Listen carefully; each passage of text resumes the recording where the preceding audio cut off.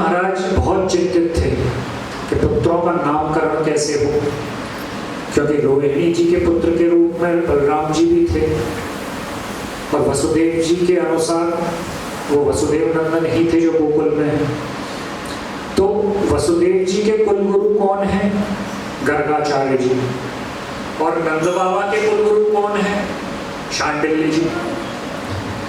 तो वसुदेव जी ने गर्गाचार्य जी के पास आ जाकर आग्रह किया कि महाराज मेरी एक प्रार्थना है कि हे ब्राह्मण देवता, आप गोकुल पधारें और हमारे जो भाई हैं नंद बाबा, वहां पर 2 पुत्र हैं, एक बलराम है और एक कृष्ण है।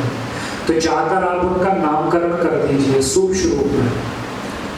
कोई बहुत ज्यादा उत्सव ना करें, सूक्ष्म रूप में, क्योंकि कंस को पता चलेगा तो फिर बात होगी कि महाराज उनके गुरु तो शांडिल्य हैं, गर्गाचार्य जी क्यों करा रहे हैं, उसे बेकार में संदेह होगा। और उनसे महाराज संदेश भी पहुंचाया नंद बाबा के पास कि आप अपनी गौशाला में ही ये पूरा आयोजन करिएगा और सूक्ष्म रूप में, किसी को निमंत्रण मत दीजिएगा, और इसके बाद में एक बार और नामकरण करा लीजिएगा, ताकि कंस फिर ये सोचेगा कि अभी तक नामकरण क्यों नहीं करे, क्या बात है।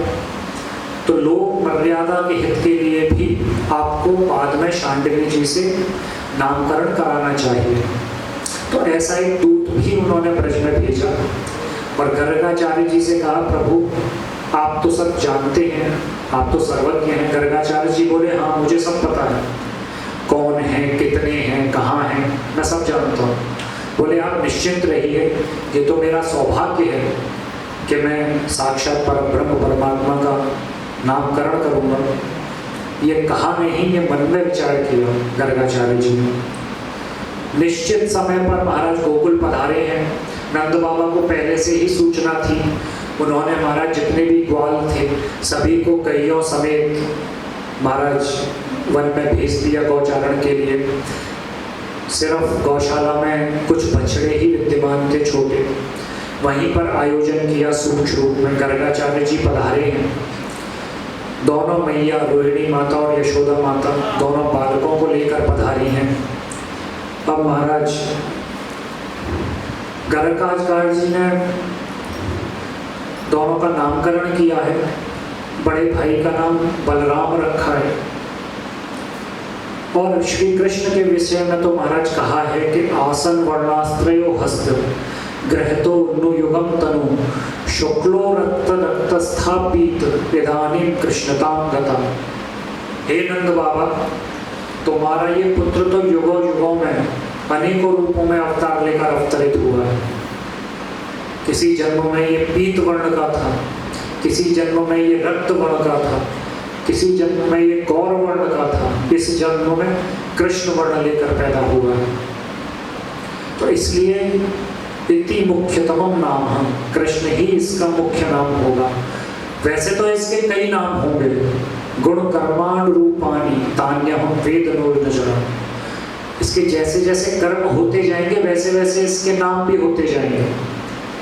महाराज गोवर्धन धारण किया तो महाराज गिरधर नाम पड़ा, केश सवारी तो केशव नाम पड़ा, गोविंद, गवाम, गोपानाम, गोपीनाम, गोष्ठानाम च इंद्र इति गोविंद। मतलब गौ के, गोपियों के, गोपों के, गवियों के जो स्वामी हैं वही गोविंद है। तो इसी प्रकार उनकी लीलाओं के अनुसार उनके अधिक अधिक नाम पढ़ते गए, परंतु मुख्य नाम क्या था? कृष्ण। उन्होंने कृष्ण नाम दिया। इसके बाद महाराज उन्होंने कहा कि कृष्ण नाम का जो शाब्दिक अर्थ है वो क्या है? कर्षति सर्वम जगत, जो समस्त जगत को अपनी ओर आकर्षित कर ले वो कृष्ण है। कर्षति भजतामघम कर्षत्यनुरक्तानां मनांसीति च कृष्ण, जो अपने भजन करने वालों के दुखों का, पापों का हरण कर ले, कर्षण कर ले और अपनी ओर आकर्षित कर ले वो कृष्ण है। तो श्री कृष्ण के नाम के भी कई अर्थ हैं। कृष्ण शब्दों ही सत्तार्थ हो, और लश्च आनंद स्वरूपकः सत्ता स्वानंद योगा चित परब्रह्म च उच्यते। कृष्ण शब्द क्या है? सत्तावाचक है। और लश्च आनंद स्वरूप, तो सत्ता और स्वरूप के समागम को ही परब्रह्म श्री कृष्ण कहा गया है। तो इस प्रकार से बहुत सी श्री कृष्ण के नाम की परिभाषाएं आई हैं, परंतु नामना मुख्यतमम नामम कृष्णाख्यम में परंतप, यही उनका मुख्य नाम है सबसे। और महाराज स्वयं भगवान कृष्ण, कृष्ण पर तत्व, पूर्ण ज्ञान, पूर्णानंद, परम महत्व। श्री कृष्ण कौन है? स्वयं भगवान कृष्ण है, स्वयं भगवान है और परतत्व, मूल तत्व वस्तु है और पूर्ण ज्ञान, पूर्ण ज्ञानतम तत्व है और पूर्णानंद, पूर्णानंद स्वरूप है और परम महत्व, परम श्रेष्ठ वस्तु। इसीलिए कहा गया है महाराज अनादिरादिर गोविंद सर्व कारण कारणम, ईश्वरः परम कृष्ण सच्चिदानंद विग्रह अनादिरादिर गोविंद सर्व कारण कारणम। तो सभी हेतु के परम कारण कौन है? श्री कृष्ण। तो यही इसका तात्पर्य है। और महाराज इतने सब नामकरण के बाद गर्गाचार्य जी बहुत विवश महसूस कर रहे थे, अनुभव हो रहा था। क्यों? देखिए इसके पीछे बहुत एक भाव छुपा हुआ है। गर्गाचार्य जी जानते थे ये कौन है, परंतु उनकी विवशता देखिए कि ना तो प्रभु के चरण छू सकते थे, ना प्रभु को हृदय से लगा सकते थे। इसीलिए महाराज विकल हो रहे थे, नेत्रों में अश्रु भर आए, चंचल हो रहा था मन। क्यों? क्योंकि यदि अगर प्रभु के चरण पखारते, चरण छूते, प्रणाम करते, तो नंद बाबा कहते महाराज क्या हो गया, आप इतने विद्वान ब्राह्मण हैं, आप इस छोटे से बालक के चरण क्यों छू रहे हैं? हृदय से लगाते तो महाराज आप इतने कर्मनिष्ठ हैं, इतने गंभीर हैं, और आपकी चंचलता क्यों दिखा रहे हैं, बालक को हृदय से लगा रहे हैं। और यदि बताते कि कारण क्या है, तो ब्रज में जन्म लेने का जो रस था वो समाप्त हो जाता, कि माधुर रस का जो प्रकाश कर रहा था वो वहीं समाप्त हो जाता यदि गर्गाचार्य जी ऐसा कुछ करते। तो अपनी विवशता पर अश्रु बहा रहे थे। नंद बाबा ने पूछा बाबा क्या हुआ, महाराज क्यों रो रहे?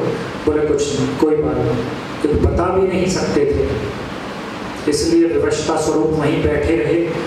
अंत में उन्होंने कहा जन्माद्य साधु सफलम सफले च नेत्रे विद्या तपम कुल महु अहो आचार्यता भगवती यदुकुलस्य। मेरा जन्म लेना सफल हो गया, मेरे दोनों नेत्र सफल हो गए, आज मेरी जिह्वा, मेरा ज्ञान, मेरी आचार्यता, जो यदुकुल की आचार्यता है, वो सब सफल हो गए, क्योंकि आज मैंने साक्षात परब्रह्म परमात्मा का नामकरण किया, दर्शन किया। उसके बाद अंत में कहा नारायणम समो गुणै, ये जो तुम्हारा बालक है ये भगवान नारायण के समान है। तो नंद बाबा ने समझा कि दो चार गुण प्रभु नारायण की तरह इसमें होंगे, थोड़ा बहुत ऐश्वर्य होगा, थोड़ा बहुत धन होगा, थोड़ा बहुत ज्ञान हो। लेकिन गर्गाचार्य जी क्या कहना चाहते थे? गर्गाचार्य जी का तात्पर्य था कि ये नारायण के समान नहीं है, नारायण इनके समान है, क्योंकि भगवान नारायण में तो 60 गुण हैं, ठाकुर जी में 64 गुण हैं, 4 गुण अधिक हैं, रूप माधुर्य, वेणु माधुर्य, लीला माधुर्य और प्रेम माधुर्य, ये 4 गुण भगवान नारायण से श्री ब्रजेंद्र नंदन में अधिक थे। परंतु बाबा समझे थोड़े बहुत गुण मिलते जुलते होंगे, गर्गाचार्य जी ने कह दिया, तो ध्यान नहीं दिया, क्योंकि माधुर्य की प्रधानता है ब्रज में। ब्रज में ऐश्वर्य का प्रवेश नहीं है। और ये तो भागवत जी में भी आया है, एते चांश कला कृष्णस्तु भगवान स्वयं इंद्रा रिव्या कुलम लोकम मृडयंती युगे युगे। उनके अंशावतार वगैरह तो समय समय पर युगों युगों पर अवतरित होते हैं कि ये पूर्ण अवतार है। कृष्णस्तु भगवान स्वयं, कृष्ण तो स्वयं भगवान है, इसलिए साक्षात परब्रह्म परमात्मा का प्रादुर्भाव हुआ है। इसके बाद महाराज उनके जाने के बाद फिर से महाराज एक आयोजन किया है। शांडिल्य ऋषि के अनुसार बहुत बड़ा आयोजन हुआ। शांडिल्य मुनि पधारे हैं।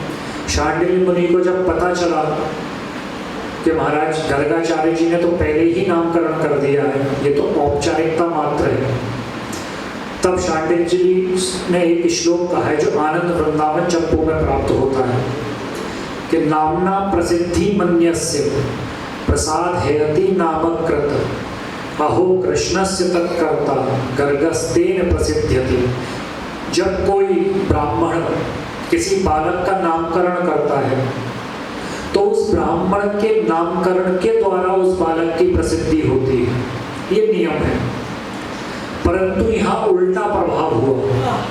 यहाँ गर्गाचार्य जी के नामकरण करने से गर्गाचार्य जी की प्रसिद्धि बढ़ गई।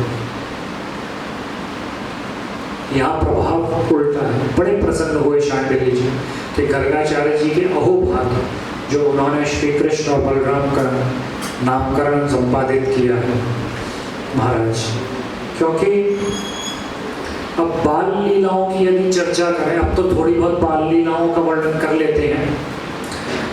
एक दिन महाराज बलराम जी खेल रहे थे, कृष्ण जी और सभी बालक, तो मृत भक्षण लीला हुई।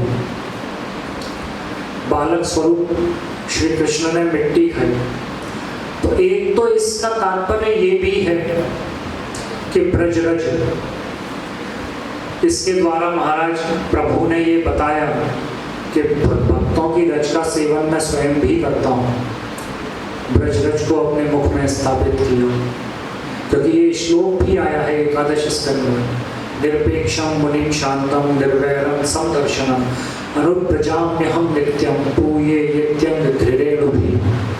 भक्तों की चरण रज के लिए कैसे भक्त निरपेक्ष और समदर्शी, ऐसे भक्तों के पीछे पीछे चलता हूँ मैं, उनकी चरण रज अपने मस्तक पर धारण करने के लिए।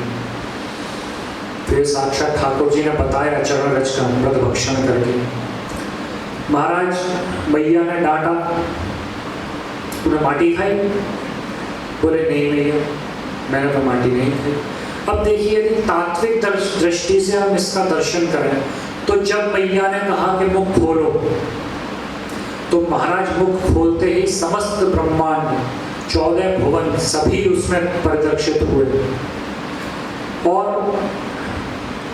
उसमें आता है, वर्णन आता है कि उसमें मैया ने अपने स्वयं को भी देखा और उसमें स्वयं को देखा और सारे ब्रह्मांड को और ब्रजमंडल को भी देखा। तो यहाँ प्रतिबिंब न्याय के विपरीत ये बात है, क्योंकि इतना छोटा सा बालक, उसके मुख में इतना बड़ा ब्रह्मांड, क्या कारण है? तो उसमें एक श्लोक आता है श्रीमद् भागवत जी में ही, अथो अमुष्य ममार्गकस्य यह कश्चनोत्पत्तिक आत्मयोग। दो बातें आई, कश्चनोत्पत्ति अर्थात औपपत्ति स्वाभाविक स्वात्मयोग, और एक आया आत्मयोग। अथो अमुष्य ममार्गकस्य यह कश्चनोत्पत्तिक आत्मयोग। तो या तो कोई स्वात्मयोग होगा या आत्मयोग होगा, क्योंकि इतना बच्चा, छोटा बच्चा कोई योग तो किया नहीं, कोई सिद्धि तो की नहीं, फिर ये कैसे हुआ? तो महाराज उन्होंने कहा था गर्गाचार्य जी ने कि नारायण समोगुण ही, तो कोई ना कोई गुण होगा इसका बचपन से। इसी प्रकार, क्योंकि यदि विचार करें तो ये प्रतिबिंब न्याय के भी विपरीत है, प्रतिबिंब न्याय का भी उल्लंघन करता है। क्योंकि प्रतिबिंब में यदि हम दर्पण में अपना चेहरा देखते हैं, अपना मुखारविंद देखते हैं, तो क्या दर्पण में दर्पण दिखाई देता है? कभी दिखाई नहीं देता। लेकिन मैया ने जब दर्शन किया मुखमंडल में, तो समस्त ब्रजमंडल के साथ साथ स्वयं को तो देखा, उसमें श्री कृष्ण को भी विराजित देखा। तो यहाँ प्रतिबिंब न्याय का भी खंडन हुआ है, परंतु उसे कोई स्वात्मयोग या आत्मयोग समझकर मैया ने बात आई गई कर दी। बोले प्रभु, गर्गाचार्य जी ने कहा था कि भगवान जैसे कुछ गुण होंगे तो कोई स्वात्मयोग या आत्मयोग जन्म से ही इसके भीतर होगा, उसी के कारण मुझे ऐसा भ्रम हुआ है। ऐसा समझकर मैया ने उस बात को जाने दिया। उसके बाद महाराज चंद्र खिलौना लीला का वर्णन आता है। चंद्र खिलौना ले ही तो महाराज चंद्रमा देखा तो चंद्रमा के पीछे मचलने लगे। मैया ने बहुत समझाया कि बेटा ये हंस है, बोले मुझे हंस चाहिए। बोले माखन का लौंदा है, बोला मुझे माखन का लौंदा चाहिए। बोला बेटा दैववश तो गर्लम विलग्नम, इसमें दैववश विष लग गया है। तो महाराज विष कैसे लग गया मैया? तो बोले जब एक बार समुद्र मंथन हुआ था तो भगवान की कृपा से उसमें से जो विष निकला था वो इसमें लग गया है। भगवान कौन है? बालकों की बात है महाराज, अब तो माखन भूल गए, भगवान पे आ गए। बोले भगवान कौन होते हैं? तो मैया बड़ा सुंदर वर्णन करती हैं कि न गच्छति त्यगः सर्वत्रैव तिष्ठति इत्यर्थः तथापि तन्निकटे गन्तुं न शक्यते इति अगः। मैया कहती हैं महाराज जो सर्वत्र विराजमान है, लाला जो सब जगह है, परंतु उसके पास जाया नहीं जा सकता और वो चलता फिरता भी नहीं है। ना गच्छति त्यगः, वो इधर उधर भी नहीं जाता, लेकिन सर्वत्र विराजमान है, परंतु फिर भी उसके पास नहीं जाया जा सकता। वही भगवान है। सर्वत्रैव तिष्ठति इत्यर्थः न शक्यते इति अगः। इस प्रकार महाराज लीला करते करते बालक को निद्रा आ गई। श्री कृष्ण ग्रहण निद्रा में प्रवेश कर गए। उसके बाद महाराज माखन चोरी लीला आती है। बड़ा सुंदर ब्रज का भाव है। माखन चोरी के महाराज माखन चोरी करते समय मणि में खंबे में अपना प्रतिबिंब देखकर ठाकुर जी स्वयं से ही बातें कर रहे हैं। बालक से कह रहे हैं, प्रतिबिंब में अपने प्रतिबिंब से कह रहे हैं, अब लाला चोर से मत बोल, भैया सुन लेगी। देख मैं जो माखन खा रहा हूँ ना, जहाँ में मम सम भाग, जितना मेरो भाग है उतना ही तेरो भाग है। और बड़े प्रेम से महाराज खंबे को माखन खिला रहे हैं। इधर मैया ने प्रवेश किया। लाला कौन से बात कर रहा हो? तो अब लाला कहते हैं मैया देखो कौन सा बालक घर में आई हो और मैं चिल्लाऊं तो मुँह पे चिल्लाए, मैं खिला रहा हूँ तो मुझे खिला रहा हूँ, मुझे तो पता भी ना है कौन है। तो मैया ने कही अच्छा, जैसे गोद में लिया तो खंबे में मैया का भी प्रतिबिंब दिखा। तो समझ गए महाराज कि प्रतिबिंब दिख रहा है। तो महाराज लजाकर मैया के आंचल में छुप गए। फिर से एक बार लीला करी महाराज उनके जो कड़े कंगन पहनते थे, तो ऐसे ही मलरिया में, माखन की मलरिया में हाथ डाला तो मणि में कंगन बजने लगे मटकी पर। अब बालक थे, उन्हें इतना पता तो था नहीं, वो माखन निकाल के खा रहे। मैया ने आवाज सुनी, बोली लाला क्या कर रहे हो? माखन खा रहे हो? बोले ना मैया, तुमने जो ये कंगन पहनाए हैं, जहाँ में जो मणि लग रही है, जे मैं अभी धूप में से आया हूँ तो मैं गर्म है नहीं, तो जो माखन की मटकी में मैं डाल के हाथ ठंडा शीतल कर रहे हूँ। तो भैया भी बोली महाराज मैं 100 बालक है और कितनी अकल है जानो। तो भैया ने कही कि चिंता मत कर लाला, आज के बाद मैं तो कंगन ही ना पहनाऊंगी, तो कोई बहाना ही ना है तेरे पास। इस प्रकार से महाराज छोटी छोटी लीलाएं प्रभु करते रहे। और जब मैया ने ये बातें ब्रज गोपियों को बताई, जो अपने समान गोपियां थी ब्रज की, उन्हें बताई, तब गोपियां भी ये मन में विचार करने लगी कि ऐसे महाराज बाल स्वरूप श्री कृष्ण कब हमारे घर में पधारेंगे और कब हमारे यहाँ माखन चुराएंगे। एक सूरदास जी का बहुत सुंदर पद याद आता है कि प्रथम करी हरि माखन चोरी, ग्वालिन मन इच्छा करी पूरन, आपू बजे ब्रज खोरी। मन में यह विचार करत हरि, ब्रज घर घर सब जाऊं। और गोकुल जन्म लियो सुख कारण, सबके माखन खाऊं। और सूरदास जसुमती मोहि जाने, गोपिन मिली सुख भोग। और सूरदास प्रभु कहत प्रेम सो, ये मेरे ब्रज लोग। महाराज ठाकुर जी स्वयं कह रहे हैं, जो आजकल ठाकुर जी की निंदा करते हैं, बहुत कुछ बोलते हैं, या तो उनमें ज्ञान की कमी है या गुरु आश्रम में उन्होंने ज्ञान प्राप्त नहीं किया। कि प्रथम करी हरि माखन चोरी। माखन चोरी क्यों की? चोरी का तात्पर्य क्या है? जब आप किसी के संज्ञान के विरुद्ध उसकी वस्तु का हरण करते हैं, यदि किसी को बिना बताए आप उसकी वस्तु को चुराते हैं, वो चोरी है। यहाँ तो ठाकुर जी गोपियों के सामने उनका माखन चुरा रहे हैं और सामने ही निकल के भाग रहे हैं। और ग्वालिन मन इच्छा करी पूरन, ग्वालिनों के मन की इच्छा थी कि हमारे यहाँ चोरी करें, माखन चुराएं। वरना महाराज भागवत जी में वर्णन आया है, लख लख गौएं थी नंद बाबा के पास। इतनी गौएं थी कि महाराज माखन चुराने की आवश्यकता पड़ती। ब्रजराज हैं, ब्रजेंद्र नंदन हैं, राजा के पुत्र हैं, तो चोरी भी क्योंकि प्रेम के वशीभूत होकर के, क्योंकि ग्वालिनों की इच्छा थी हमारे घर में चोरी कर। मन में यह विचार करत हरि, ब्रज घर घर सब जाऊं। इसीलिए मन में प्रभु ने विचार किया कि मैं सबके घर जाऊंगा। क्यों?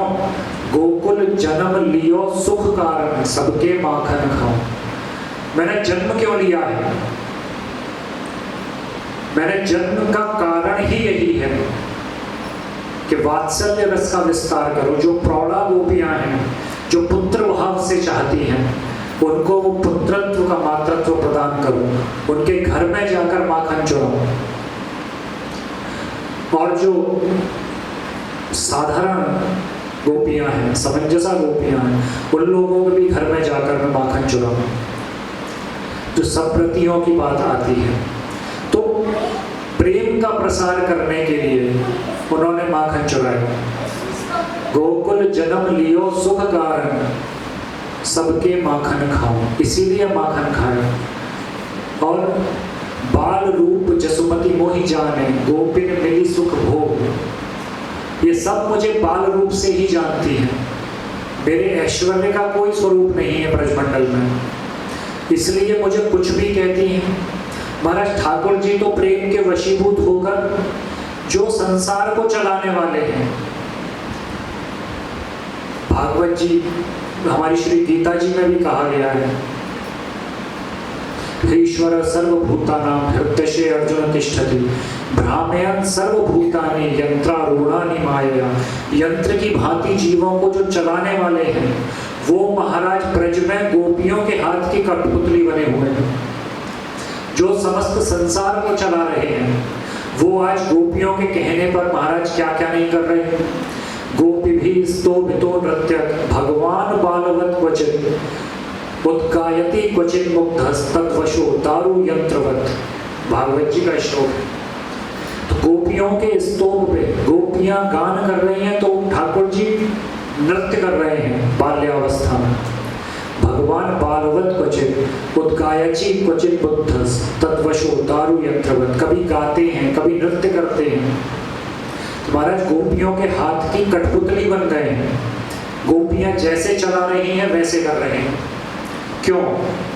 मात्र प्रेम के कारण। गोपियां महाराज अभद्र भी कहती हैं, चोर जार शिखामणि कहती हैं, तो उसके लिए भी कहते हैं महाराज कि बाल रूप जसुमती मोहि जाने, गोपिन मिली सुख भोग। और सूरदास प्रभु कहत प्रेम सो, ये मेरे ब्रज लोग, ये सबरे मेरे हैं ब्रजवासी। अगर जब वो गाली भी दे रहे हैं तो भी मुझे स्वीकार है।